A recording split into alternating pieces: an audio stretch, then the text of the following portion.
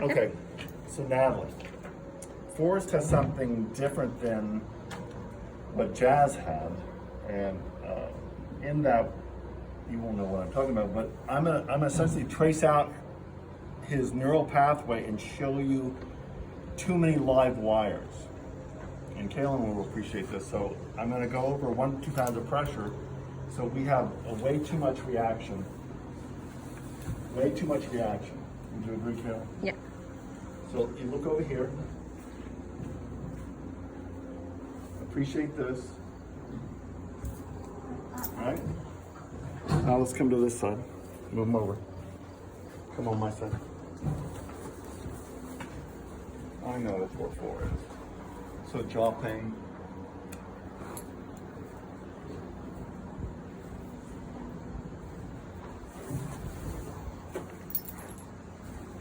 Would you say he's very sensitive? Yes. Would you say? Yes. Okay, so he has hyperesthesia. Can you break that down for me? Hyperesthesia. Hyperesthesia. What's your degree in? What are you studying? Biology. Okay, what year? Junior. Okay. Hyper means more. Hyper means more. Esthesia, nerves. Okay. So he has hyper nerves, which means all his nerves are firing. That is not a biomechanical issue.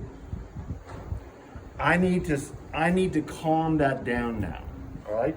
So with a 640 nanometer wavelength, I'm going to go, and this is very important for you, Natalie, because this has to be done along with what I'm going to describe. Yes, we have this. I understand that. That's nurture, that's not nature. He didn't come out of the box like this. Every 6 inches, 3 to 5 seconds, you're going to hold this light there. Amazon has them for 35 bucks. So a low-grade laser, half watt, that's going to penetrate 5 centimeters, that's going to go to the nerve and discharge that hyperesthesia. Okay, along the spine, behind the hamstring on both sides. This is called the popliteal crease. Is Natalie in biology too? Yes. Excellent. The popliteal crease. You do that on both sides, 3 to 5 seconds. On 1 foot, you're going to go up an inch, in an inch, up an inch, out 2. You're going to go to the last rib at the break of the loin, bilaterally. You're going to go to the umbilicus and about 3 to 6 inches in front of the umbilicus on the ventral midline. You're going to go to the chest wall at the rib bilaterally.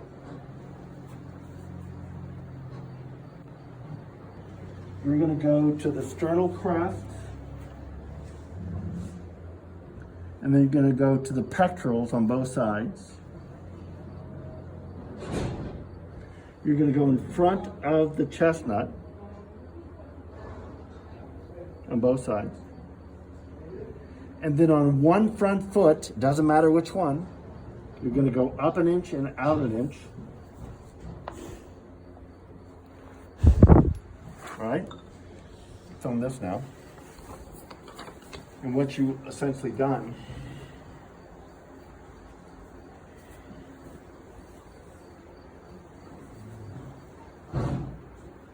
is discharge the hyperesthesia. How is that possible?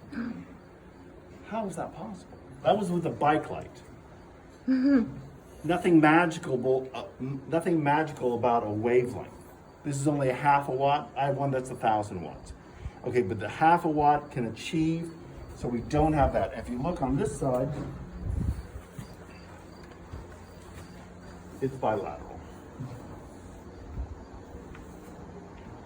Cool? Isn't that cool? Yes.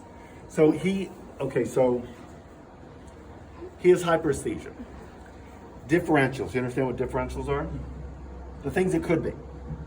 Okay, in the things that it could be, we have one that's up here and the rest of them are pretty low. Okay, he doesn't have rabies. Boom, gone. He's not coming off an opiate addiction. Boom, gone. Does he have a midbrain EPM? Low. But what's up here? The more likelihood to this is a tick-borne disease. Which tick-borne is it? I don't care. because they're all going to be doxycycline responsive. And so he'll go on doxy, he'll do the light, hopefully twice a day. He goes on doxy, 5 grams twice a day. I can call on the script, or they can get it from the regular veterinarian. If the regular veterinarian says, well, you didn't do the test. Well, you know what? The test is only so good. There's a state law in Virginia and Maryland that if you get tested, a person gets tested for Lyme's and they test negative, you have to be told the test is not good, you can still have it. So it could be anaplasma, it could be babesia, it could be Lyme's. I don't care. I just want the responsiveness so we don't have that hyperesthesia that's making Forrest like a ball of where everything hurts. Does he have biomechanical issues? Yes, he does. This right here is because his muscles have contracted and pulled them back. So I am going to adjust the things that are relevant. And in the video that Carolyn will have for you, there are stretches that you will need to do that will be relevant to him. But in peeling his onion, it's going to be more relevant after I see him after on 40 to 50 days on medication. So realize that in New Zealand, I never saw this. So looking at thousands of horses, I never saw this hyperesthesia. Why? Guess what? They don't have any ticks. I only see it in Florida in horses that have come from the Northeast or the Mid-Atlantic region. So my differentials are rather limited, and there's a thing called Occam's razor. You know what Occam's razor is?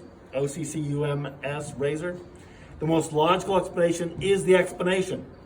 So the good thing for us is that we have a path to that solution to take care of this. Is that his only problem? No, he has other biomechanical problems. Otherwise, he would have raced more than none.